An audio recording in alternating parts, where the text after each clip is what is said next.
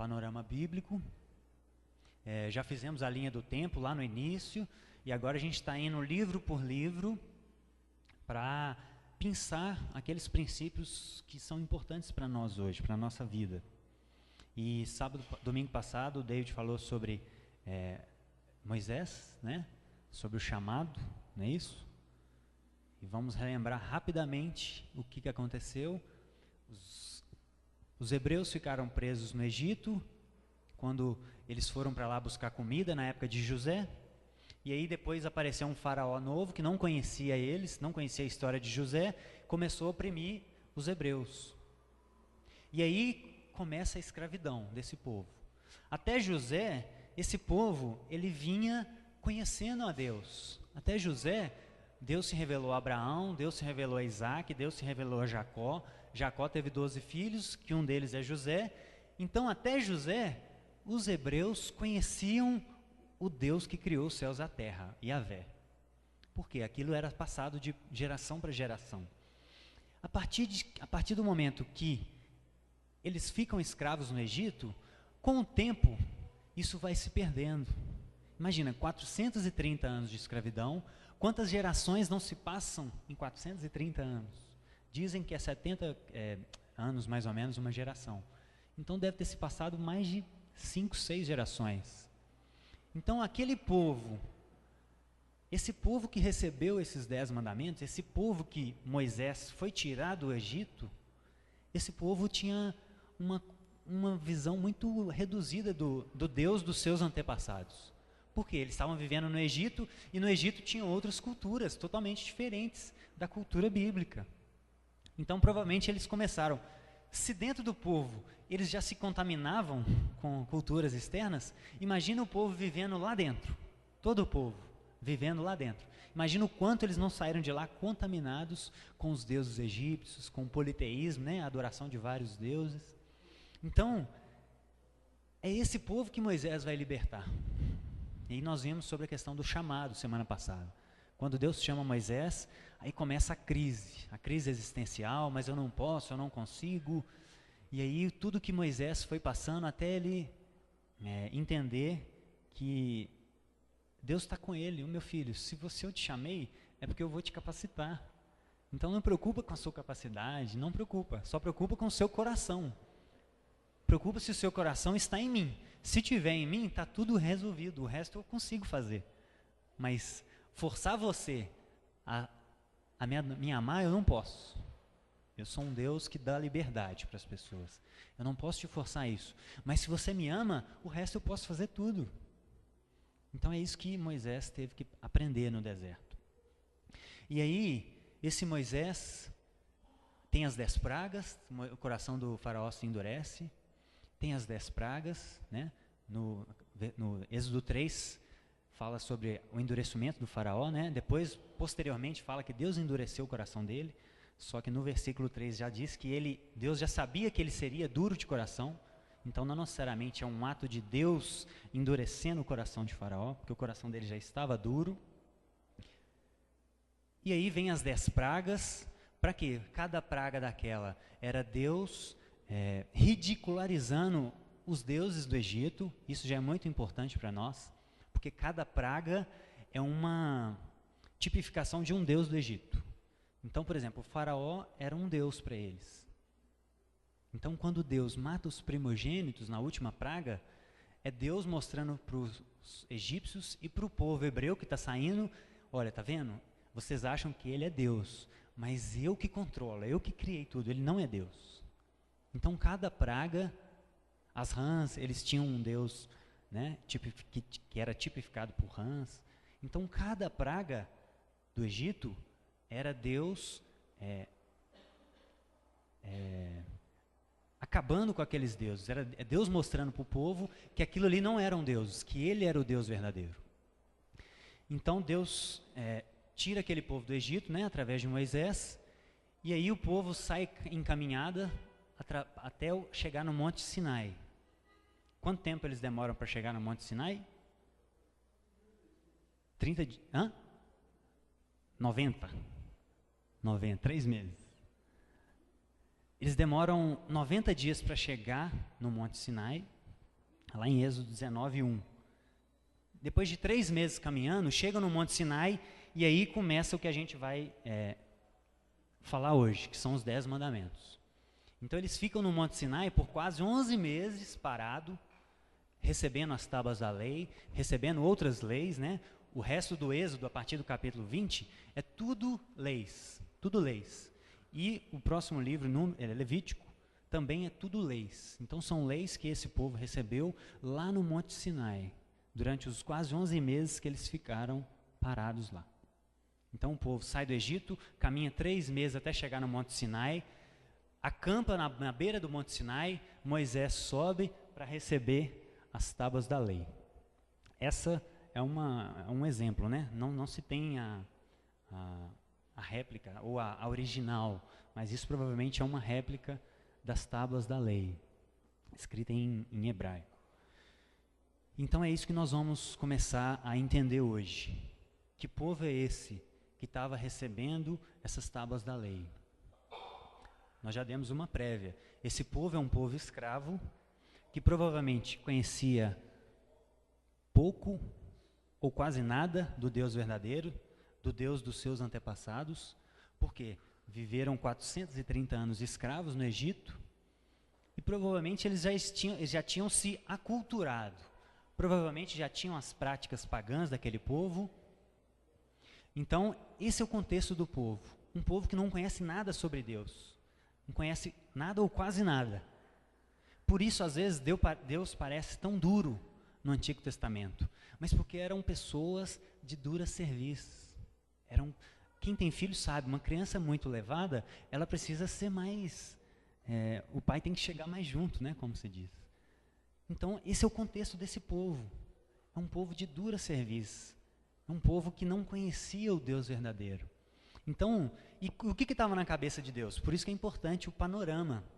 Lá em Gênesis 3,15, tem o proto-evangelho, não é isso? Então Deus já tinha um propósito eterno para o ser humano, para reconciliar aquilo que Adão e Eva fizeram na queda. E quem seria o útero do Messias? O povo judeu, os hebreus. Então, quando Deus está tirando esse povo do Egito, Ele está tirando o povo que ia ser o útero do Messias. Então Ele tinha uma dura tarefa pela frente. Deus tinha uma dura tarefa, que era fazer com que um povo, milhões de pessoas, se permanecessem puras por milênios até a vinda de Jesus, para cumprir o seu propósito soberano.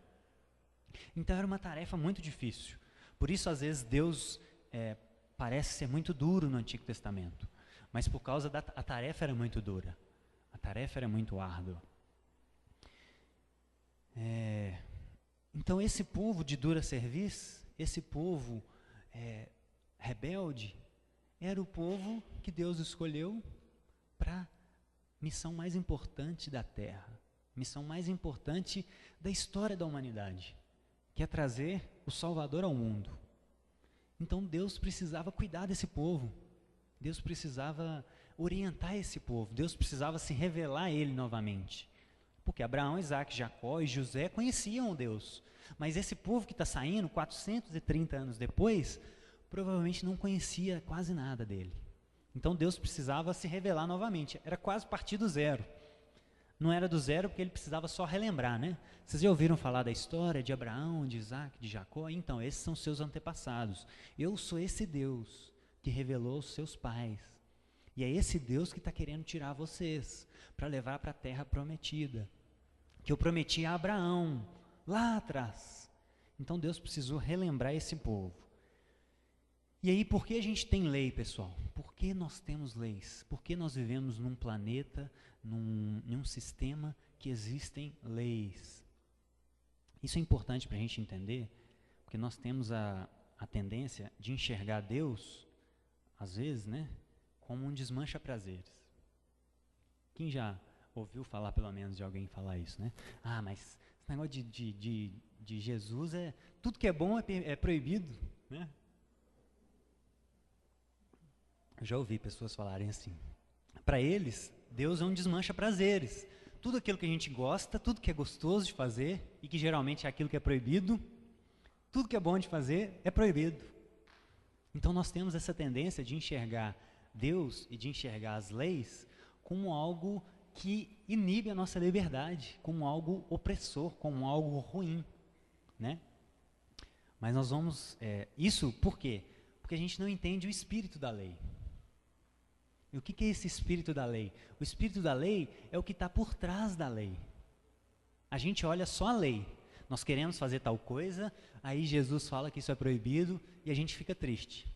Mas se a gente tentar entender o que está por trás da lei, nós vamos ter uma noção diferente da lei. Nós vamos ter uma outra perspectiva da lei. Um exemplo interessante que eu vi uma vez, nesses canais Discovery, às vezes passam uns documentários que chama Histórias de Emergência, né? Não sei se você já viu, Ana. É casos de urgência. E mostra lá no hospital os casos que acontecem lá no dia a dia.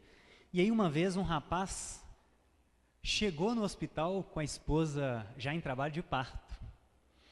E aí, quando os médicos chegaram fora do hospital, não acharam a pessoa, porque tinham informado lá, né? Urgência lá na porta do hospital. A moça está em trabalho de parto, corram para lá. A hora que os enfermeiros, que o pessoal que leva a maca chegou, o cara não estava na porta. Foram procurar o cara no estacionamento do hospital. E aí, quando foram ver, o cara estava 150 metros de distância, parou numa vaga muito longe e estava vazio. A frente do hospital estava vazia. Só que, por que esse cara não parou lá na porta? Porque ali estava escrito, proibido estacionar. Estava proibido estacionar, e ele falou, não, a lei diz isso, então eu não posso parar lá. Então eu vou parar lá no estacionamento. E aí os médicos tiveram um esforço para tirar a mulher do carro e transportar ela numa maca cheia de irregularidades para entrar no hospital. Então o que esse exemplo mostra para a gente? Esse rapaz, ele não entendeu o espírito da lei. Ele não entendeu que existem níveis de valores diferentes. É claro que ali é proibido parar. Só que qual que é o espírito da lei? Para ninguém parar ali por um motivo banal, porque ali é a ambulância que tem que parar ali. Se o cara parar ali para ir pegar um exame no hospital, chega uma ambulância que alguém está morrendo, uma vida é mais importante do que você parar ali para pegar seu documento. Então o espírito da lei é isso. E ele não entendeu o espírito da lei, ele foi um legalista. E esse é que é o problema. Se a gente não entende o espírito da lei, o que está por trás da lei, qual é a intenção do legislador, a gente vira um legalista, a gente vira um fariseu. O fariseu era isso. Isso é exatamente o que eram os fariseus. Para eles, era mais importante cumprir a lei do Shabá do que salvar uma vida. Isso é o cúmulo do absurdo.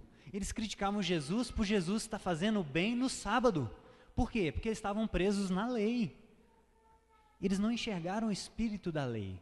E Jesus foi muito claro quanto a isso. Se uma simples ovelha sua cair no buraco no sábado, você não vai tirar ela? Porque a lei fala que você não pode trabalhar? Mas vocês não estão entendendo o espírito da lei. Vocês não estão entendendo o espírito da lei. A lei, ela quer preservar a sua saúde. Essa foi uma das funções do Shabá, descansar. Inclusive, tinha o Shabá para a terra. Depois de 6 anos de colheita, a terra tinha que descansar 1 ano. Então, existe um princípio, um espírito por trás da lei. E a gente não pode ser legalista. A gente tem que entender o que está por trás da lei. Esse é o espírito da lei. E aí, as leis têm 3 funções básicas. A primeira delas é proteger a vida. A lei, ela serve para proteger a vida. E aí, ali é o que eu falei, né? Tem pessoas que dizem, eu odeio estar preso pela cerca, eu vou pular. Então, esse tipo de pessoa, ela enxerga as leis de Deus como uma cerca que inibe a liberdade dela. Só que elas não entenderam que, na verdade, aquilo ali é um muro de proteção, não é uma cerca. Deus não é um desmancha-prazeres. Deus não é alguém que quer, tudo que você gosta, Ele quer proibir. Não. Deus, Ele está querendo te proteger de alguma coisa. O espírito da lei é esse é um dos espíritos da lei, proteger a vida. O Shabat, essa era uma das funções do Shabat, né? Fazer com que o povo olhe para o corpo deles e entenda, olha, vocês não são máquinas. Viu, pessoal? Vocês não são máquinas. Vocês precisam de descanso. Vocês precisam de um descanso semanal. Hoje não necessariamente no sábado, mas vocês precisam de um descanso semanal. Vocês precisam tirar férias. Algumas vezes no ano, pelo menos uma ou duas. Mesmo que você não viaje, mesmo que você não vá para longe, você precisa de descanso. Esse é o espírito da lei. Proteger a vida. Fazer com que a gente não faça aquilo que nos destrua. Né? Não tem outros deuses. Isso é destruidor para nós. Isso destrói a vida humana. Isso destrói a dignidade humana. Então Deus está querendo proteger a vida. E inclusive daquele povo que ia ser o útero do Messias, né? Nesse contexto dos 10 mandamentos. É Deus falando para eles, olha, vocês precisam se preservar. Então, façam isso, e isso, e isso, e isso. Essa é a forma correta de se viver. Se vocês viverem assim, vocês vão viver bem. Se vocês não fizerem isso, tem consequências. Né? Eu já li alguma coisa sobre isso, mas eu não lembro quando. Acho que foi próximo do século XIX que começaram a questionar, né, tudo em relação à fé. Século XVIII e XIX, a era do iluminismo, a era da razão. Começaram a questionar tudo sobre a fé. E aí começaram a pensar assim, não, esse negócio de descanso semanal, isso é coisa de religião. Isso vem lá dos 10 mandamentos. Vamos fazer o seguinte, vamos trabalhar 30 dias e descansar 7. Eu não lembro mais ou menos a proporção, mas era algo assim. Quiseram mudar. E aí depois de um tempo as pessoas não conseguiram. Por quê? Porque parece que o Criador do universo sabe como funciona o nosso corpo, né? E nós precisamos de uma proporção ideal de estímulo, descanso, estímulo, descanso. Mesmo que você trabalhe 24 dias e descanse 4 no final do mês, parece que isso não é biologicamente projetado para a gente. É necessário você trabalhar um período e descansar, trabalhar um período e descansar, trabalhar um período e descansar. Aí depois voltaram, né? Vamos voltar a esse negócio, para uma vez na semana mesmo. Então, uma das funções da lei é proteger a vida. E olha o que diz o provérbio. Quem obedece os mandamentos preserva a sua vida, mas quem despreza os seus caminhos morrerá. Então esse era o espírito da lei nesse contexto para aquele povo, preservar a vida deles. Porque eles eram um povo importante, porque eles dariam à luz o Messias, o Salvador do mundo, inclusive pensando em nós. Deus é tão bom que deu a lei para aquele povo, para que eles preservassem a cultura, para dar à luz ao Messias, para salvar inclusive a gente. Então essas leis aqui estão pensando inclusive em nós. Não só neles, mas em toda a raça humana, em todo aquele que crê, todo aquele que vier a crer. Jesus orou por nós, né? Não oro só por estes, os apóstolos, mas por todo aquele que vier a crer. Então Deus ele se importa. A lei é uma cerca de proteção e não de opressão. Esse é o espírito da lei. E essa ideia de que é muito comum, né, jovens? Na escola, na faculdade, é muito comum a gente ouvir isso. Isso é bobo, rapaz. Você fica com esse negócio de Jesus aí, isso aí eles estão querendo só inibir sua liberdade. A gente é livre, vamos beber, vamos usar droga, vamos fazer isso. É isso que a gente escuta. Só que só há liberdade genuína se a gente tiver cercas de proteção. Por quê? Porque Deus sabe que nós somos seres que faz coisas que nos destroem. Né? Quem trabalha com comunidade terapêutica vê o efeito da droga, o efeito da pornografia, o efeito do pecado, ele é devastador em nós. E Deus sabe disso. Então, só há verdadeira liberdade quando há uma cerca de proteção. E ali, o pai vê o filho brincando dentro daquele chiqueirinho, e aí o pai se alegra, porque o filho está protegido. E o filho brinca com alegria, porque ele sabe que o pai está olhando ele e que ele está protegido. Então Deus ele quer nos proteger, ele não quer nos oprimir. Então tudo que Deus nos orienta a gente fazer ou a não fazer, é pensando nisso, é proteger a nossa vida, para que a gente tenha a verdadeira liberdade. Porque se a gente estiver livre nesse sentido, né, entre aspas, se a gente for livre para fazer tudo o que a gente quiser, isso é a maior prisão que existe. Nós vamos estar presos em nós mesmos, presos às nossas vontades. Isso é a maior prisão, isso é a maior ilusão. Eu ser livre para me destruir, isso não faz sentido. Eu ser livre para usar um crack, usar uma droga, isso não faz sentido. Isso é uma liberdade tola. Isso não é liberdade de verdade. Porque isso também é um prazer momentâneo. Deus, Ele quer nos proteger para que a gente brinque naquele cerco ali, né, da vida, com liberdade, para que a gente atinja o prazer máximo que é o quê? A presença dele eterna. Esse é o prazer máximo que existe. Quem é efeito de crack, de sexo, de pornografia, de tudo isso perto daquilo que nós vamos experimentar, perto dele? Quem é? Isso não é nada. Isso é muito momentâneo, isso é passageiro. E Deus, Ele quer nos preservar para que a gente experimente o prazer de verdade, o prazer eterno, um gozo eterno. Essa é a função da lei, proteger a nossa vida.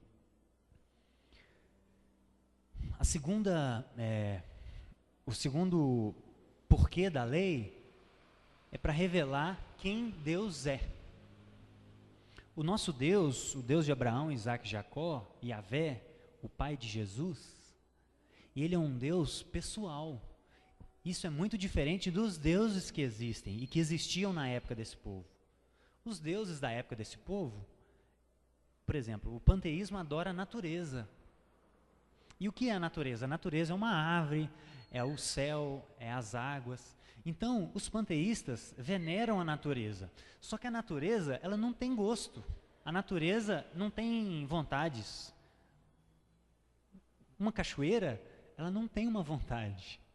Uma cachoeira não te pede nada. Uma cachoeira não fica chateado com o que você faz. Esse é o grande benefício de você adorar algo impessoal, porque você não é exigido. Você não presta contas.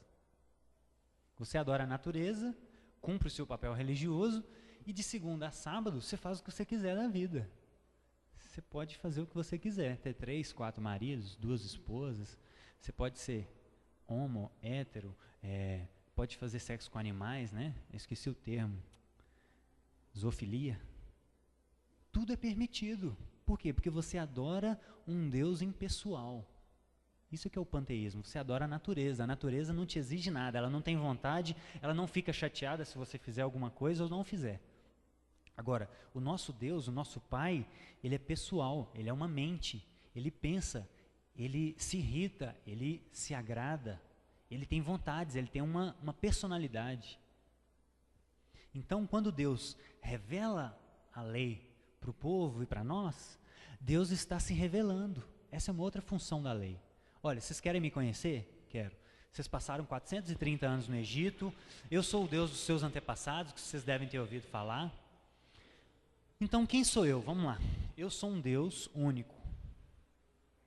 Então, tudo que vocês aprenderam no Egito é falso. Eu sou um Deus único, só existe eu como Deus. Eu sou. Tudo que vocês aprenderam aí desde a sua infância é ídolo fabricado pela vontade humana. Então, eu sou o Deus verdadeiro, então não tem outros deuses diante de mim. Não façam para ti imagens como esse povo aí faz. E aí Deus começa a revelar a lei dele e esse povo começa a entender quem Deus é. Então Deus, ele se revela através das suas leis. Esse é o segundo ponto. Deus se revela. O terceiro ponto é revelar quem somos nós. Então a lei, ela nos protege, a lei, ela revela quem Deus é, e a lei, inclusive, revela quem somos nós. Isso é o mais legal. Abra comigo em Romanos 7:7. Olha o que Paulo fala sobre a lei. Romanos é um livro, Romanos e Gálatas, fala muito sobre a lei. Se você quiser entender sobre a lei e o que era vigorado antes e depois da graça, né, depois da vinda de Jesus, leia Romanos, leia Gálatas e leia Hebreus. Hebreus também é um tratado teológico. Romanos 7:7. Olha o que Paulo fala. Que diremos então? A lei é pecado? De maneira nenhuma. De fato, eu não saberia o que é o pecado a não ser por meio da lei. Pois, na realidade, eu não saberia o que é cobiça se a lei não dissesse, não cobiçarás. Então, quando nós lemos uma lei, a gente olha para dentro de nós. Quando a gente lê a palavra de Deus, a gente olha para dentro de nós. Quando Jesus fala, não acumule tesouro na terra, Mateus 6, 19, a gente olha para dentro de nós e vê que no fundo a gente quer acumular tesouro na terra. A gente se conhece. Quando Jesus fala, dê a quem tem necessidade, a gente vê que no fundo a gente não quer dar. No fundo a gente quer fazer o nosso pé de meia, cuidar da nossa vida. Esse negócio de dar, de discurso de quem não abre mão de tudo que tem não pode ser meu discípulo. Tudo isso que Jesus fala, isso revela quem somos nós. A gente olha para dentro de nós e fala assim, nossa, mas eu sou tão diferente disso aí. Na verdade, no fundo, eu quero cuidar da minha vida, eu não quero dar atenção ao outro. Cada um cuida da sua vida. Não é esse o discurso de hoje? Tem até atrás do carro, né? Campanha, cuide da vida, da sua, né? Eu vi esses dias. Isso tem um lado positivo, né? Aquele povo que quer intrigar a vida do outro. Mas, por outro lado, tem um lado negativo, que é quando a gente quer cuidar da vida do outro. Então, nós, como comunidade, as pessoas têm que cuidar da nossa vida, de fato. No sentido positivo, né? Não no sentido pejorativo, da pessoa querer bisbilhotar e fuçar a nossa vida. Mas no sentido positivo, a gente vive nessa outra realidade. Não, eu estou aqui para ser cuidado mesmo, por vocês. Vocês têm que cuidar de mim. E eu tenho que cuidar de vocês. E nós cuidarmos uns dos outros. Isso é vida em comunidade. Então, quando a gente olha para a lei, quando Jesus fala, não preocupa com sustento, é muito difícil. Isso revela quem somos nós. Não preocupar com sustento? Como assim, Jesus? Nessa crise toda, como é que eu vou não preocupar com sustento? Não, a lei diz, né, Jesus falando, Mateus 6, a lei diz, não adultere, mas você, se olhar com uma mulher ou para um homem com um olhar impuro, você já adulterou. E aí quando a gente olha para isso, a gente fala, Jesus, se eu não frear minha mente, eu estou perdido. A minha tendência é exatamente o contrário do que você está falando. Então a lei, ela revela quem somos nós, ela nos desnuda. Quando nós lemos a lei, quando nós lemos a palavra de Deus, a nossa roupa cai e a gente vê realmente o que a gente é. Mas isso tem uma finalidade, não é só para nos... A lei de Deus, ela não é só para nos humilhar. Deus, ele quer que você perceba que você não consegue fazer aquilo sozinho, que você peça ajuda para ele, é simplesmente isso. Vocês não podem fazer nada sem mim, né? Mas peça que será abrido, bate que se abrir-se-á.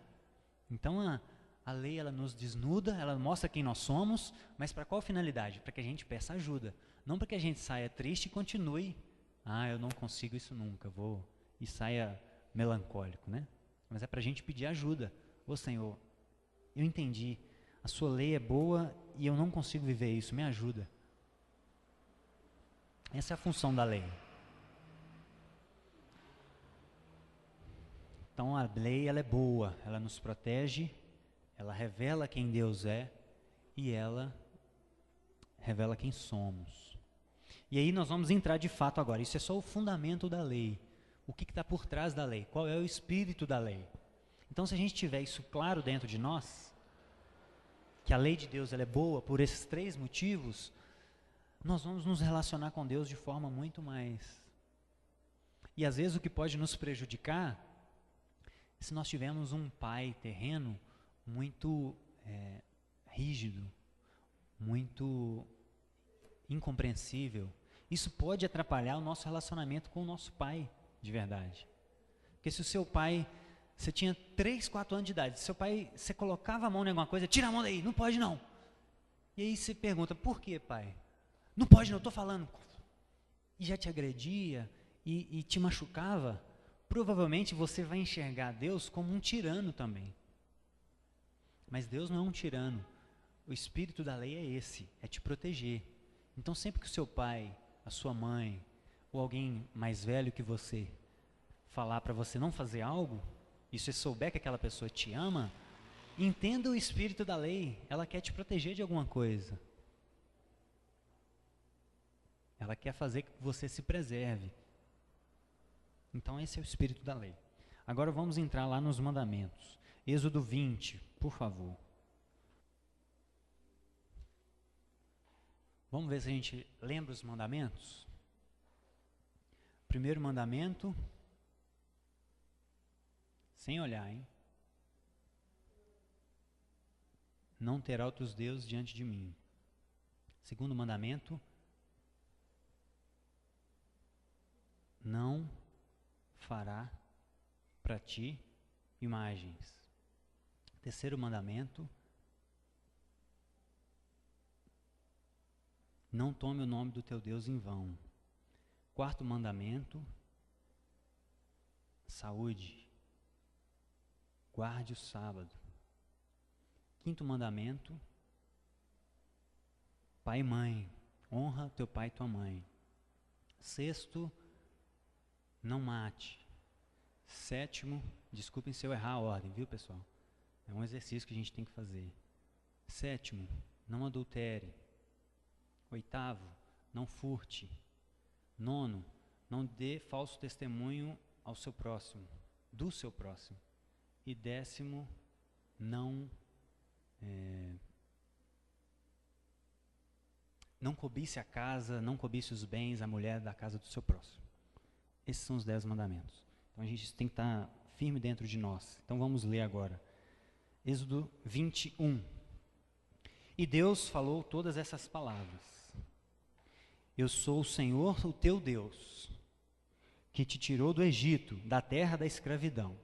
Deus começa a lembrar o povo o que ele fez. Eu sou o Deus que tirou vocês de lá. Então, primeiro mandamento, não tenham outros deuses além de mim. Segundo, não faça para ti nenhum ídolo, nenhuma imagem de qualquer coisa no céu, na terra, nas águas ou debaixo da terra. Não te proste diante disso, nem lhe preste culto, porque eu, o Senhor, sou um Deus zeloso. Eu sou um Deus zeloso, que castiga os filhos pelos pecados dos seus pais até a 3ª e 4ª geração daqueles que me desprezam. Mas trato com bondade até 1000 gerações aos que me amam e obedecem aos meus mandamentos. Terceiro mandamento, não tome em vão o nome do Senhor teu Deus, pois o Senhor não deixará impune quem tomar o seu nome em vão.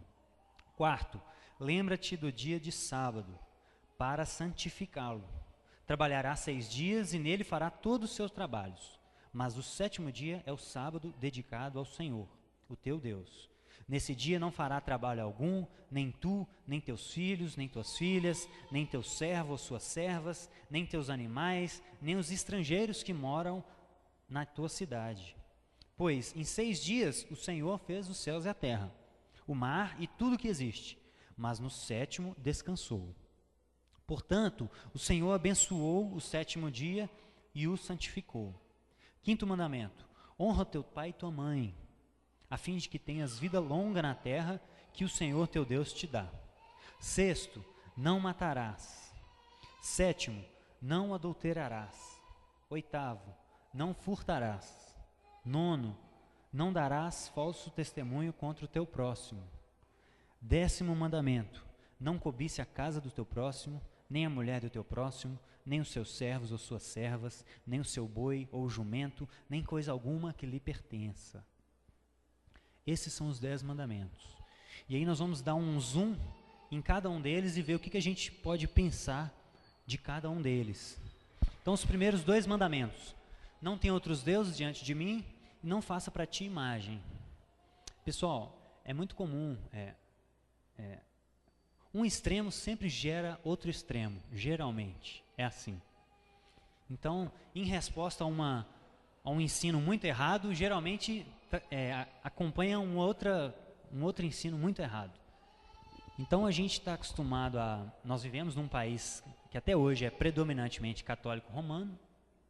Então nós que temos acesso à Bíblia, e particularmente comigo foi assim, quando eu li a primeira vez a Bíblia, e eu vinha de uma tradição católica romana, eu fiquei espantado em como a Bíblia condena a questão de fazer imagem e adorar imagens.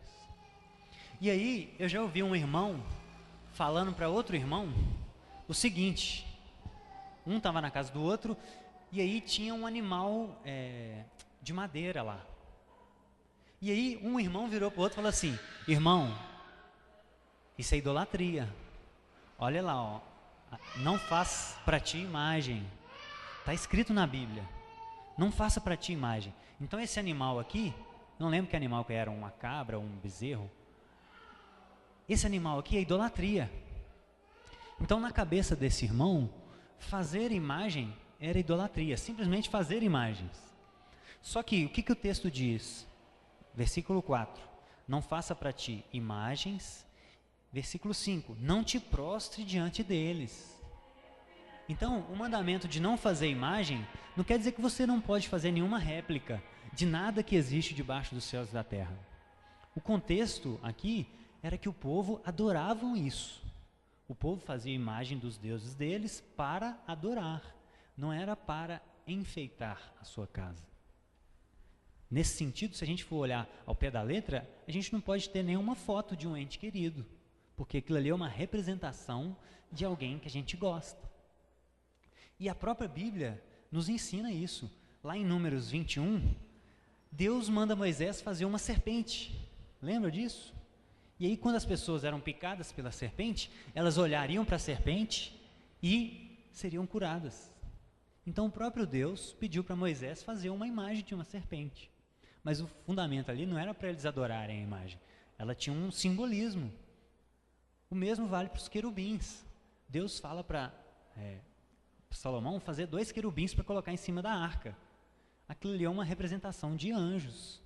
Mas a função daquilo ali não é para você adorar. É para simbolizar alguma coisa. Então, cuidado com o extremo. Cuidado com o outro extremo. Cuidado com essa... isso quase chega num legalismo. Um irmão falando com o outro que ele não podia ter uma imagem de um animal na casa dele.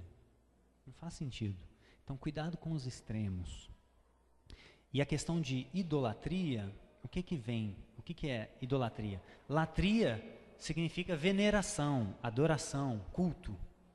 E ídolo é um ídolo. É uma representação de uma divindade que não é Deus, o Deus verdadeiro. Então, idolatria é você adorar um ídolo. Só que no nosso contexto, a gente reduz muito a idolatria a simplesmente questões, os orixás da Umbanda, ou os santos católicos romanos, né? A gente reduz muito a idolatria só a isso. Só que a idolatria ela é muito mais profunda. A idolatria ela está muito mais próxima de nós do que a gente imagina. Idolatria, qualquer coisa pode ser um ídolo, inclusive nós mesmos. Nós podemos ser adoradores de nós mesmos. E aí, isso é o nosso contexto, né, brasileiro. Todo dia 12 de outubro a gente tem um evento desse. E nós tendemos a olhar isso e nos colocar numa posição confortável, superior, né? E falar, lá, tá vendo? Ó, esse povo é tudo idólatra, adorando Maria.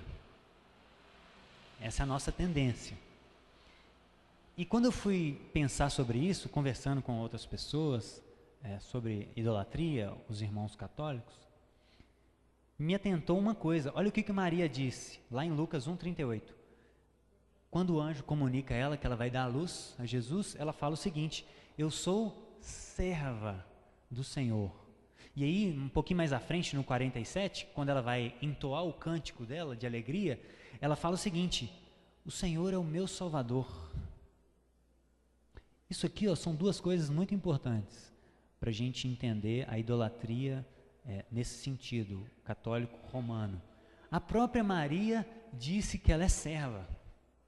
A própria Maria, ela se reconhecia serva e não mãe de Deus e não mãe rainha. Ela não se colocava, ela não tinha esses títulos, ela não se via assim. As pessoas, séculos depois, começaram a enxergá-la assim, mas ela não se via. E o mais importante é aqui, ó, ela achava que Deus era o salvador dela. Só é salvo quem é pecador. Jesus, ele veio para quem? Para os doentes. Quem está são não precisa de Jesus. Então a própria Maria reconhecia que ela era uma pessoa como qualquer um de nós, sujeitos aos mesmos erros, pecadora que precisava de salvação. Então, de fato, eu até brinquei uma vez nesse dia 12 de outubro, eu sempre gosto de postar alguma coisa sobre isso. E aí eu postei um diálogo um suposto diálogo sobre Maria e o Papa Pio XII, que foi o Papa Pio XII, em 1950, que decretou a ascensão de Maria, né? Isso virou um dogma. E aí, quando eu fui ver como Maria se via como uma serva e como uma pecadora. E aí eu simulei uma conversa, né, de como Maria conversaria com o Papa. E Maria ficaria espantada, tipo assim, Papa, o que você fez? Eu não sou isso aí que vocês estão falando, não. Eu sou serva, Deus é meu salvador. Eu não sou intermediadora entre Deus e os homens, até porque 1 Timóteo fala que há um Senhor, há um só Senhor e um mediador entre Deus e os homens, a saber, Jesus, homem. Então, Pio XII, vocês interpretaram a minha pessoa errada. Vocês precisam dar atenção ao que eu pensava de mim, não ao que a tradição, ao longo dos séculos, enxergava a meu respeito. É mais importante a gente ver o que ela pensa, não o que as outras pessoas pensam. Então, isso é uma boa forma da gente mostrar a essas pessoas o erro delas. E que a própria Maria discordaria. Então, se você acredita em Maria, eu acredito em Maria. Eu acredito no que ela fala. Ela é serva, eu acredito nela. Ela é uma pessoa confiável, ela era uma pessoa bacana. Deus não escolheria ela à toa. Ela foi agraciada por Deus. Mas isso é muito diferente de achar que ela é uma intermediadora, de achar que ela é mãe de Deus, de achar que ela é perpetuamente virgem. E aí vão vindo outras crenças ao longo dos anos, né, com os concílios, os papas, que não condizem com a realidade.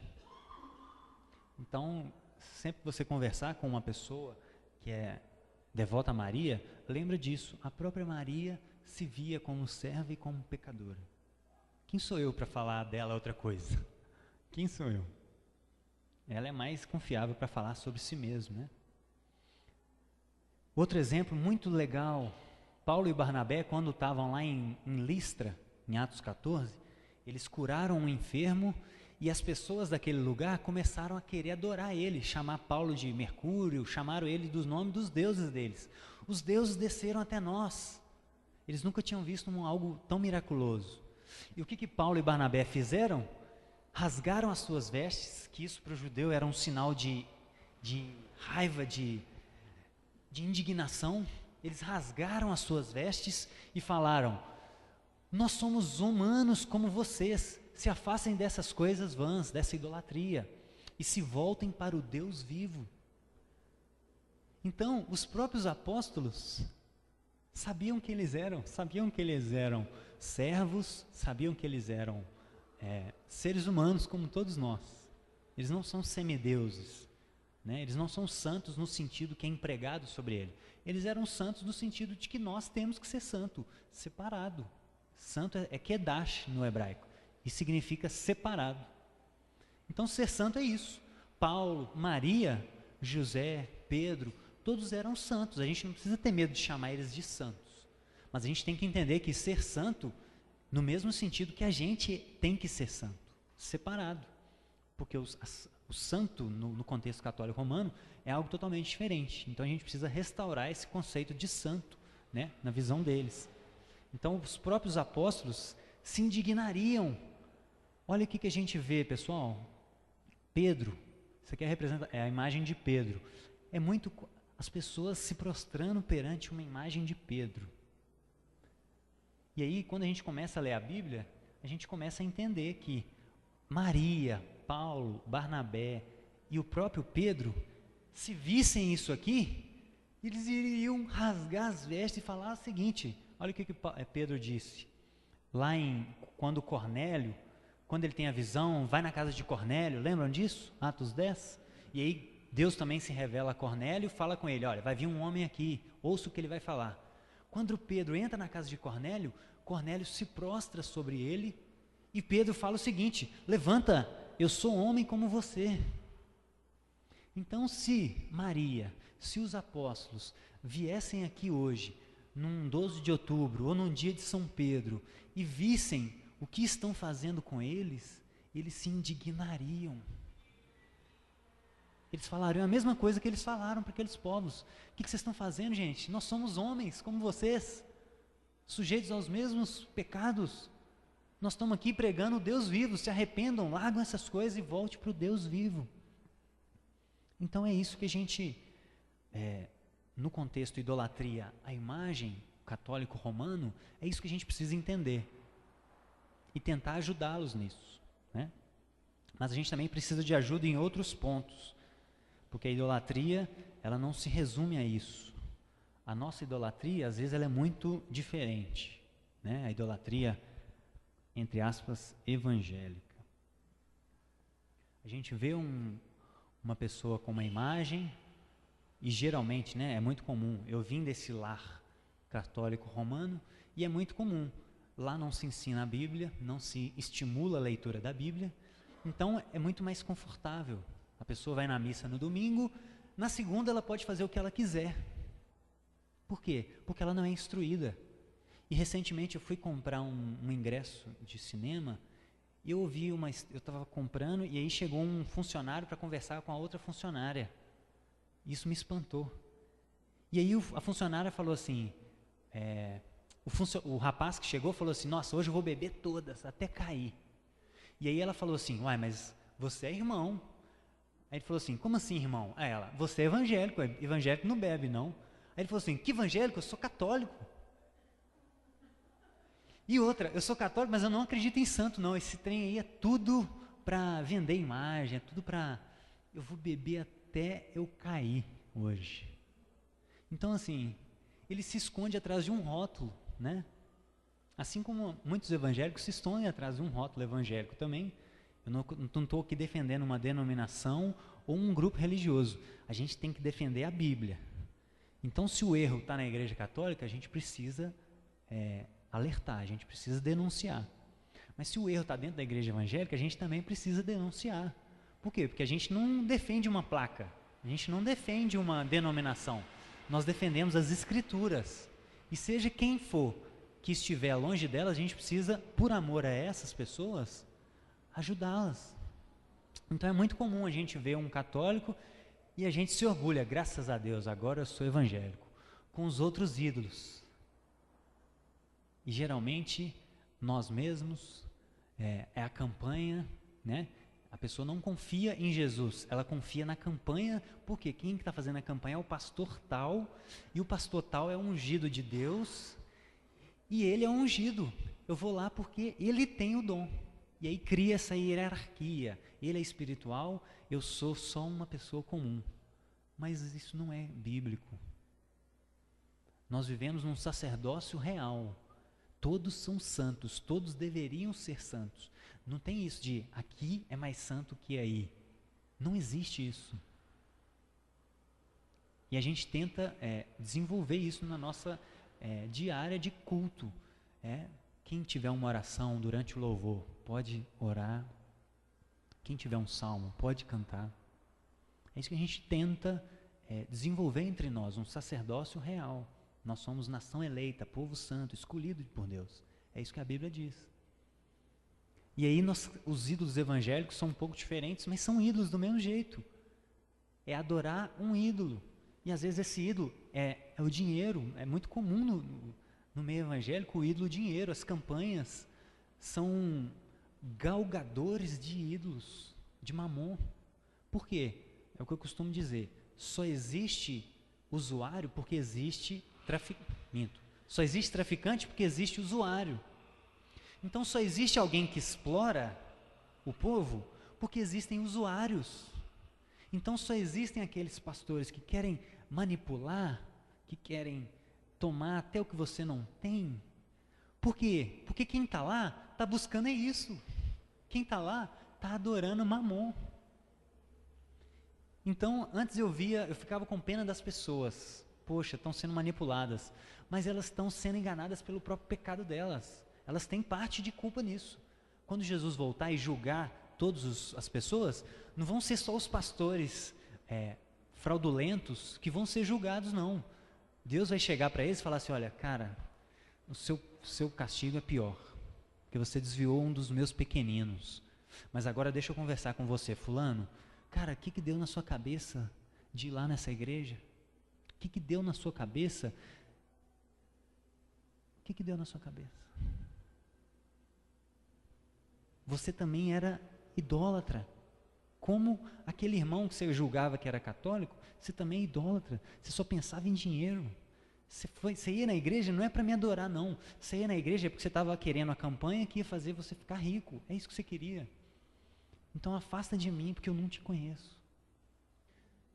Quem é quem, né? Senhor, eu determino bênção. Eu quero minha casa, meu carro, prosperidade, minha ungida, né? E aí Deus fala, pensei que eu que era Deus.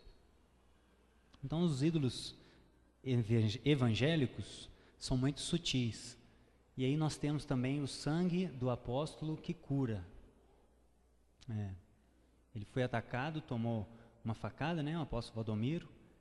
E aí a roupa dele, que sangrou, foi levada para a igreja e disseram que agora o sangue dele tem poder de cura. E aí a camisa dele foi passando na igreja. E aí, né? E pelo contexto, né? Isso não é um assunto isolado. A gente está falando de um contexto. É um contexto de manipulação, infelizmente. Infelizmente. Então esses são os nossos ídolos. E a idolatria, então, irmãos, em última análise, ela é uma desconfiança em relação a Deus. Então eu não confio que Deus é suficiente para mim, eu crio um bezerro de ouro. Não foi isso que o povo fez lá no Monte Sinai? Deus tinha acabado de mandar pragas, de mostrar poder, de falar que ia levar para uma terra que mana leite e mel. Moisés demora pouquinho lá no 40 dias, acho que foi isso que o Juninho confundiu, 40 dias, eu acho que foi o tempo que ele ficou no Monte Sinai. O povo não pôde esperar 40 dias, já falou para Arão, Arão, Moisés morreu, vamos fazer um ídolo para nós, fizeram um bezerro de ouro. Isso somos nós, isso é idolatria. Eu não confio em Deus. Em última instância, a idolatria é uma não confiança. Eu crio um ídolo, eu não confio que Deus, Ele prometeu, né, me sustentar, mas eu não confio. Então eu confio na força do meu trabalho. Então eu confio só no meu braço. Ele me deu um dom, eu negligencio esse dom, por quê? Porque eu quero trabalhar naquilo que dá mais dinheiro, para que eu seja próspero, né? Tenho muito dinheiro, próspero nesse sentido. Porque prosperidade é ausência de necessidade, né? Então, eu não confio em Deus, eu confio na força do meu trabalho. Mas aí, para cumprir o meu ato religioso, eu vou no domingo, eu dou até o meu dízimo, eu dou até mais que o meu dízimo. Porque Deus, Ele é fiel, Ele me sustenta. Esse é o discurso. E o discurso dentro dessas comunidades é, se você dá, você multiplica 10 vezes mais. Então isso é idolatria da mesma forma, pessoal. É confiar em nós mesmos, é confiar na nossa força e não confiar no que o Pai está nos falando. Isso é idolatria, isso é narcisismo, é você olhar para o espelho e adorar você mesmo. Idolatria, em última instância, é isso, é desconfiança. Então, idolatria não é só prostrar diante de uma imagem.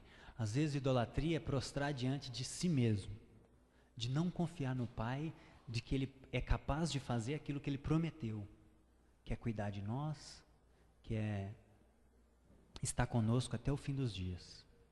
Não confiar nele é idolatria, a gente cria ídolo. A frase de João Calvino, o coração do homem é uma fábrica de ídolos. O coração do homem é uma fábrica de ídolos. Nosso coração é uma fábrica. Se eu não confio em Deus, esse buraco fica vazio e eu vou querer buscar em alguma coisa. Ou é no trabalho, ou é no sexo, ou é enfim, seja no que for. Ou é num santo, né? Que o santo me dá aquilo que eu quero. Eu manipulo, né? Não foi isso que a gente viu em Babel? Babel, o princípio lá da feitiçaria, surgiu ali. Eu fazia um negócio alto para tocar o céu, para manipular ele ao meu favor. Isso que a gente quer fazer com o ídolo. Terceiro mandamento, Não tome o nome do seu Deus em vão. Isso é usar indevidamente o nome de Deus. Então, pessoal, muito cuidado em usar o nome de Deus em qualquer coisa. Muito cuidado. Profecia. Eu creio em profecias. Deus fala. Mas a gente vê uma banalização do negócio. Então, muito temor em falar, Deus falou, muito temor. Para que a gente não use o nome dele em vão. Que às vezes ele não falou nada, às vezes esse é o meu desejo, é a minha ganância, é o meu eu que está falando, e a gente põe o nome de Deus no negócio. Isso é muito sério. Então cuidado para a gente não tomar o nome de Deus em vão. Não jurar falsamente. 4º mandamento. Lembra-te do dia de sábado para santificá-lo. Isso já falei, né? Uma preocupação de Deus, desde lá, daquele tempo, em cuidar da saúde do povo. Inclusive, pessoal, o guardar o dia de sábado é uma vacina contra a ganância também. Porque às vezes a gente não quer guardar o dia de sábado, porque a gente não confia em Deus, e a gente quer produzir mais um dia, porque senão a gente não vai conseguir sustento, né? Então, o sábado, além de proteger a nossa saúde, de mostrar para a gente que a gente é um ser humano limitado e que a gente é regido por leis que precisam ser respeitadas, estímulo, descanso, estímulo, descanso. A gente precisa disso. Essa é a regra geral da educação física, por exemplo. Só consegue o resultado com descanso. Durante o estímulo, durante a malhação, durante a corrida, você está estressando o seu corpo, mas você recupera no descanso. Então é muito comum a gente ver pessoa malhando igual doida, fazendo exercício igual doida, e chega um tempo que ele entra num estado que a gente chama de overtraining. Ela tem um esgotamento total de energia, porque ela não deu tempo de recuperar, ela só vai desgastando, só vai desgastando. Então isso é uma preocupação com a saúde e uma preocupação com a ganância também. Então descanse, você é um ser humano, nós somos homens, corpo, alma e espírito, né? Então seu corpo precisa de descanso também. Então guarda o dia de sábado, guarda um dia para você descansar. Tenha férias. Você não é de ferro. Tenha férias, descanse. Se você não quiser tirar 30 dias direto, tira 2 períodos de 15, ou 20 e 10, mas você precisa parar. A gente vê pessoas que não conseguem parar, elas tiram férias e não conseguem desligar, porque elas já estão viciadas no trabalho, no fazer. Então nós precisamos desligar. Deus descansou, nós também temos que descansar. 5º mandamento: honra pai e mãe, a fim de que tenhas boa vida longa na terra, que o Senhor teu Deus te dá. Honrar é estimar, é cuidar, é respeitar. Isso é honrar pai e mãe. E aí eu queria que vocês abrissem lá em Marcos 7. Jesus critica os fariseus, os mestres da lei. Marcos 7, 8. Os mestres da lei começam a questionar Jesus. Você e os seus discípulos não guardam a lei, porque vocês não lavam a mão antes de comer. Isso era o rito de purificação. E aí Jesus começa a combater a quebra desse mandamento aqui, ó. Marcos 7, de 8 a 13. Vocês negligenciam os mandamentos de Deus e se apegam às tradições de homens. Vocês estão sempre encontrando uma boa maneira de pôr de lado os mandamentos de Deus, a fim de obedecerem às suas tradições. Pois Moisés disse: honra pai e mãe, e quem amaldiçoar seu pai e sua mãe terá que ser executado. Mas vocês afirmam que se alguém disser ao seu pai ou à sua mãe: pai, qualquer ajuda que eu pudesse dar ao Senhor é corbã. Isto é uma oferta dedicada a Deus, pai. Eu não posso te dar. Isso é uma oferta a Deus. Eu não posso te ajudar. Vocês, aí Jesus volta a falar, vocês o desobrigam de qualquer dever para o seu pai ou sua mãe. Assim, vocês anulam a palavra de Deus por meio da tradição de vocês mesmos transmitiram e fazem muitas coisas como essas. O que era o Corban? Corban, quando um indivíduo entregava os seus bens ao templo, isso era chamado de Corban. Era uma oferta ao templo. O templo registrava no nome dele aquela propriedade, por exemplo. Então, o que Jesus está combatendo aqui, os fariseus? Um indivíduo, um jovem, tinha uma propriedade, e aí ele era ganancioso. Ele não queria ajudar os pais dele na velhice. Ele não queria usar aquele recurso para ajudar os pais. O que ele fazia? A religiosidade aí, ó. Ele usava de um artifício bíblico, ele falava assim, eu vou dedicar isso ao templo. E aí, quando ele dedicava essa propriedade ao templo, por lei, pela lei de Moisés, aquilo ali não podia ser usado para o sustento dos pais. Só que quando os pais morriam, eles davam um jeito de reaver o negócio. Eles tinham um pacto lá com os fariseus, com os líderes, e aí provavelmente eles deviam dar uma propina para os fariseus. Olha, então eu vou reaver a propriedade e você fica com X% dessa propriedade. Então, no fundo, ele está querendo só não honrar pai e mãe, porque ele é ganancioso. É o jeitinho brasileiro de fazer as coisas. Isso aqui é o jeitinho brasileiro. Eles não queriam ajudar os pais na velhice e arrumaram uma forma religiosa que para a sociedade era, nossa, o cara dedicou ao templo. Só que no fundo, Jesus conhecia o coração dele e sabia que ele no fundo estava querendo ter aquilo ali para ele. Ele não queria honrar o pai e mãe. Ele não queria cuidar dos pais na velhice. Isso era a função do judeu. Isso é a função do filho, cuidar dos pais na velhice. Honrar pai e mãe. Ou seja, a religião, ela é terrível. A religiosidade é terrível. As pessoas conseguiam arrumar uma brecha na lei, é o que muito advogado faz, né? Sabe que o cliente está errado, mas acha uma brecha na lei para contornar a situação. Arrumou uma brecha na lei para se livrar do cuidado dos pais. Imagina, os pais idosos precisando de ajuda. Ele fazia um pacto com os líderes no templo, só para permanecer com aquela herança toda para ele. Isso é o cúmulo. Então, pessoal, precisamos honrar pai e mãe, cuidar deles na velhice. Isso é nossa função. Sexto, não matarás. Esse é mais simples, só que é um pouco complexo. A melhor tradução para esse verbo no hebraico não é matar, é assassinar. Por quê? Porque nós matamos animais, né? Nós matamos animais para comer. É diferente de torturar o animal. Nisso os ambientalistas têm razão. Nós não devemos torturar a criação. Mas a gente tem o direito, né? Desde lá do dilúvio, Deus nos deu toda a carne para ser comida.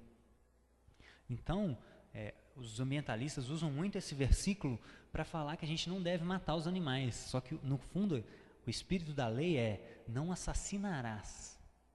Ou seja, é você não tirar a vida de outro que não compete a você. Você não tira a vida de outra pessoa porque você não criou a vida dela. Só pode tirar a vida quem cria a vida. E é Deus, Ele dá e tira. Mas nós não criamos nada e não temos o direito de tirar nada. Então nós não podemos assassinar. Agora, matar, em alguns casos, por exemplo, em legítima defesa, isso é justificável. Inclusive na lei. Lá em Êxodo 22, versículo 2, quando um ladrão entrava na propriedade, se ele fosse morto pelo dono da propriedade, ele não era julgado. Então, isso não se configura assassinato, isso configura uma legítima defesa. Da mesma forma, a gente matar algum animal para comer, isso não é um assassinato. Então, o espírito da lei é esse, não assassinarás. E não matará qualquer outro ser vivo. São duas coisas diferentes. Esse é o espírito da lei. Sétimo mandamento, não adulterarás. E aqui fala sobre a relação extraconjugal. Não adulterar é isso, é você se deitar, e aí Jesus dificultou um pouco mais essa lei, né? Lá em Mateus 5, quando ele fala, vocês ouviram o que foi dito, não adulterarás. Eu, porém, vos digo, se você olhar para aquele rapazinho bonitinho, ou para aquela moça bonitinha, com um olhar impuro, você já adulterou contra ela. Por quê? Porque Jesus conhece o nosso interior. Ele quer cortar o mal pela raiz. Porque da mesma forma que ninguém chega e mata uma outra pessoa do nada. Existiu uma briga, existiu uma desavença, existiu uma discórdia. E aí, antes de matar com um revólver ou com alguma outra coisa, você já matou na sua cabeça ele. Você já odiou aquela pessoa na cabeça. E da mesma forma, antes da pessoa se deitar com a mulher ou com o marido do outro, ele já cobiçou ela na mente. Então Jesus, ele pega a lei e vai num nível mais profundo do negócio. Ele vai lá dentro de nós. E os fariseus, né, Jesus falou que eles davam dízimo do Mateus 23, dízimo da hortelã, do cominho, só que assaltavam a casa das viúvas. Então eles faziam só aquilo que era externo. Mas Jesus, ele nos convida a seguir uma lei que é interna. É muito mais profundo. É muito mais complexo. Por quê? Porque a gente corta o mal pela raiz. Se a gente consegue dominar nossa mente e não adulterar, é 90% andado. 90% do caminho andado. A probabilidade de a gente praticar o ato é irrisória. Porque a gente já está cauterizando a nossa mente. A gente já está se precavendo anteriormente. Né? Então esse é o espírito da lei. Começa a preocupar com o que está dentro de você. E não com o ato externo. Preocupa com o que está dentro antes. Não adultere na mente. Jesus, ele vai mais fundo. 8º mandamento. Não furtarás. Pegar aquilo que não é seu. Isso é o mais básico. Uma sociedade onde não existisse essa lei e todos furtassem, ia ser um caos total. Não íamos ter paz. Não furtar, não tomar aquilo que não é seu. Versículo 9, mandamento 9, não dirás falso testemunho contra o seu próximo. Isso tem a ver com calúnia, com difamação, com você dizer do outro aquilo que não é real, aquilo que não condiz com a realidade. Então a fofoca, ela é muito perigosa, porque a gente corre o risco de fazer uma interpretação equivocada da situação e fazer um julgamento equivocado. Isso é calúnia, isso é dar falso testemunho. Eu dizer algo do outro que talvez não é a realidade. Isso é não dar falso testemunho contra o outro. 9º mandamento. Último mandamento: não cobiçará a casa, nem a mulher, nem os servos, nem o jumento, nem qualquer coisa que pertença ao próximo. Isso é mais uma vez Jesus, Deus e o Espírito Santo, né, a Trindade, querendo proteger o nosso coração contra a ganância, contra a síndrome da grama verde do vizinho, né? Tudo do vizinho às vezes é melhor, a gente não é contente com o que a gente tem. É Deus querendo desenvolver contentamento em nós, não cobiçar aquilo que é do outro. Cara, minha vida é maravilhosa, eu não preciso daquilo que é do outro. Não preciso da mulher do outro, não preciso daquele carro do outro. Contentamento, eu sou contente com o que eu tenho, né? Uma filha dessa, imagina eu com uma filha dessa, ó. E aí, pessoal, finalizando, Jesus, Mateus 22, abra comigo, por favor. Mateus 22. Jesus, ele pega tudo isso que foi escrito em tábuas de pedra. Mateus 22, 34. Jesus resume tudo isso que a gente viu, todos esses 10 mandamentos, em 2 mandamentos.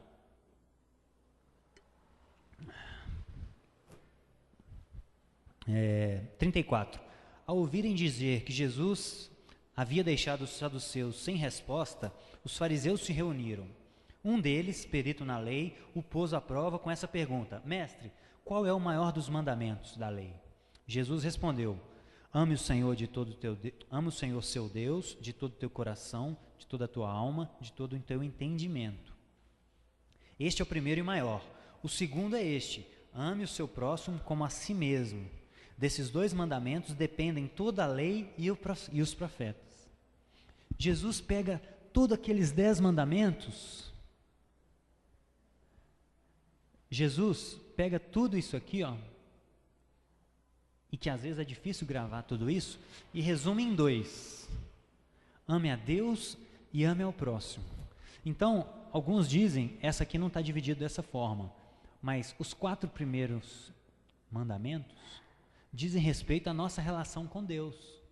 Não tem outros deuses, não faz imagem, não toma o nome do teu Deus em vão e guarda o sábado. Me obedeça, confie em mim. A partir do 5º, não furte, não roube, diz respeito à nossa relação com o outro. Então essa é uma forma muito mais fácil de gravar os mandamentos. É a nossa relação com Deus, a primeira tábua, os primeiros 4 mandamentos, aqui está os 5, né? E a segunda tábua, que é a minha relação com o outro. Então, se eu amo a Deus de todo o meu coração, de toda a minha alma e de todo o meu entendimento, não vou ter outros deuses diante de mim, eu não vou fazer imagem de escultura, eu não vou adorar a mim mesmo, eu não vou confiar na minha força do trabalho, eu não vou tomar o nome do meu Deus em vão, eu vou guardar o meu sábado, eu vou descansar. Se eu amo a Deus, eu faço isso automaticamente. E se eu amo o próximo como a mim mesmo, e depois Jesus ele aprofunda um pouco mais esse mandamento, né? Ele fala, ame o outro como eu vos amei. Esse é o novo mandamento. Porque às vezes nós não temos amor próprio. Então se eu não amo a mim mesmo, como é que eu vou amar o outro? Então Jesus ele reformula esse mandamento de forma muito sábia. Não, vocês não vão amar como amo o próximo não. Vocês vão amar como eu vos amei. Porque aí sim, aí não tem por onde fugir. Porque às vezes uma pessoa não se ama. Então se eu amo o próximo, como Jesus me amou, eu não vou matar, eu não vou furtar, eu não vou adulterar, eu não vou cobiçar as coisas do outro, eu não vou dar falso testemunho do outro. É muito simples. Jesus ele simplifica as coisas para a gente. Então o foco da nossa vida é conhecer a Deus, amar Ele de todo o nosso coração, de todos os nossos sentimentos, de toda a nossa alma, de todos os nossos, a nossa psique e de todo o nosso entendimento. Amar a Deus de forma entendível, forma racional.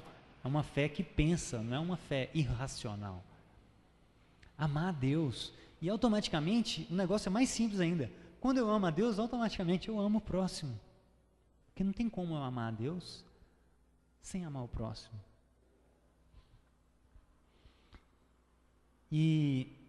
Mas lembrando, Efésios 2:8, nós somos salvos pela graça e não por obras. Então nós não somos salvos por serem obedientes. Nós não somos salvos por isso. Na verdade, Jesus nos resgatou, Ele tomou a iniciativa, Ele veio até nós, a gente é salvo pela graça, sem merecimento nenhum, sem mérito nenhum. E aí por gratidão a gente fala a Deus, Deus, eu te amo demais, o Senhor me salvou, eu não merecia, como que eu faço para te agradar?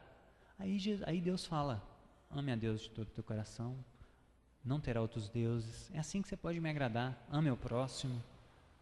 Então, o cumprimento de leis, de mandamentos, é uma consequência da gratidão, não é um meio para obter salvação, porque nós somos salvos pela graça, nós não temos mérito nenhum.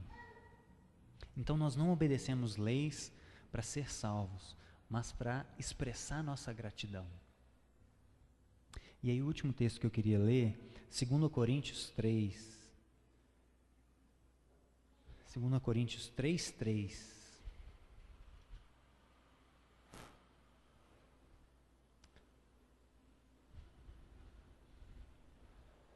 Vamos começar a ler a partir do versículo 1.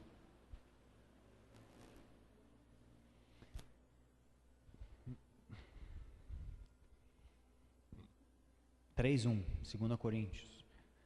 Será que com isso estamos começando a nos recomendar a nós mesmos novamente? Será que precisamos, como alguns, de cartas de recomendação para vocês ou da parte de vocês?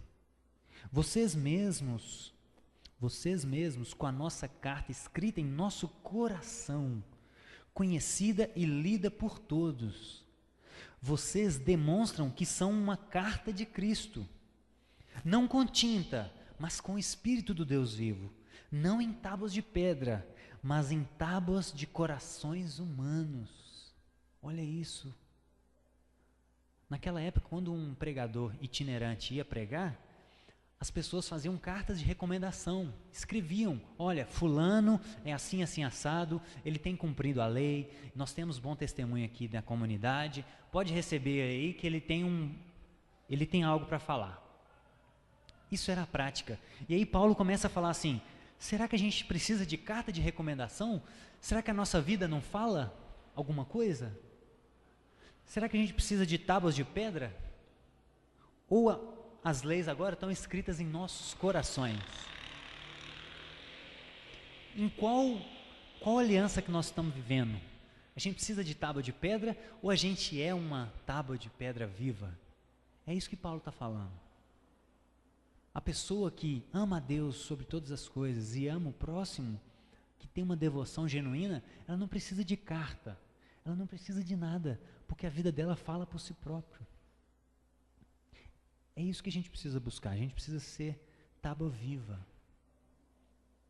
A gente precisa olhar para os mandamentos de Deus e não entender aquilo como uma obrigação, mas como uma forma de gratidão. Nossa, eu amo a Deus tanto, por isso eu quero agradá-lo, porque Ele é pessoal, Ele tem uma vontade, Ele tem algo que agrade a Ele, tem algo que desagrade. Eu quero agradar esse Deus, eu quero agradar Jesus. Então nós temos que ser tábuas vivas e não precisar de recomendações de terceiros, de cartas escritas por tintas, porque agora isso está escrito em nós, tem que vir de dentro para fora, não pode ser de fora para dentro. Então é isso que a gente queria compartilhar e queríamos orar por isso, para que Deus nos transforme em tábuas vivas e não em tábuas de pedra, e não em obediência externa de mandamentos, e não uma religiosidade, um farisaísmo, onde a gente, na frente das pessoas, não, Jesus é isso, né? Tem a Bíblia debaixo do braço, todo mundo sabe que você é cristão, mas a sua vida está toda destruída, a sua vida está toda... No fundo, você não ama a Deus de todo o teu coração. No fundo, você não confia nele.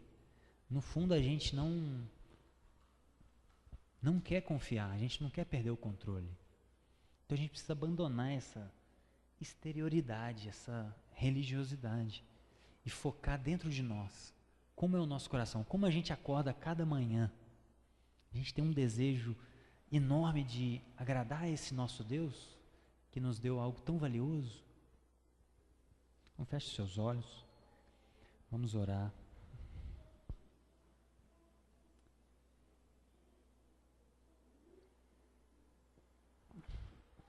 Ô Papai, obrigado, Pai, por nos proteger através da Tua palavra, da Tua lei. Nós queremos ser como uma criança que se sente segura num cercadinho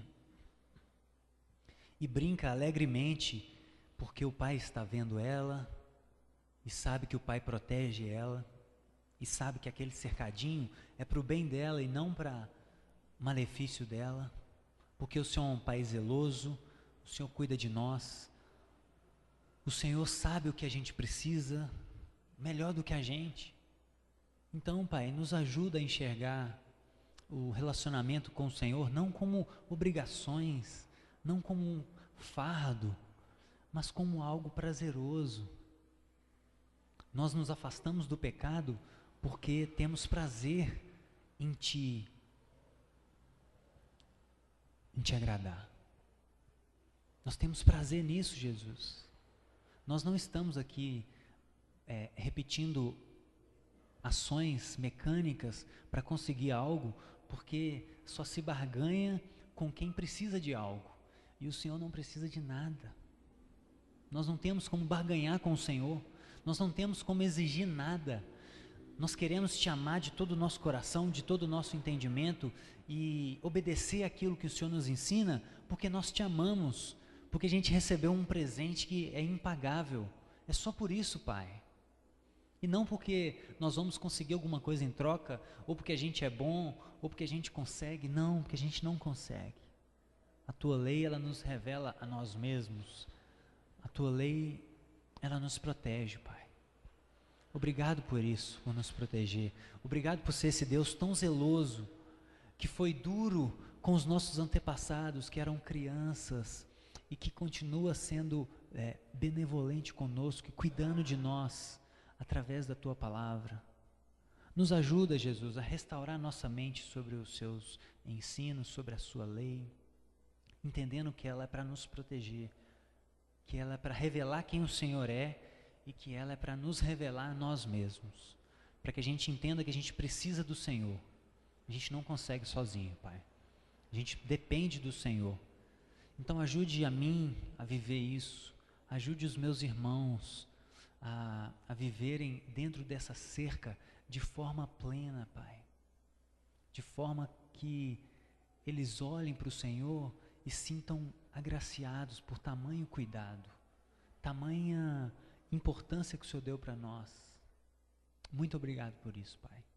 Obrigado por nos proteger através da tua palavra e ajude aqueles também que não estão aqui, não só da nossa comunidade, mas de toda a tua igreja espalhada na terra, a não serem fariseus, a entenderem o espírito da lei, para que a gente possa ter um relacionamento saudável com o Senhor e com o próximo.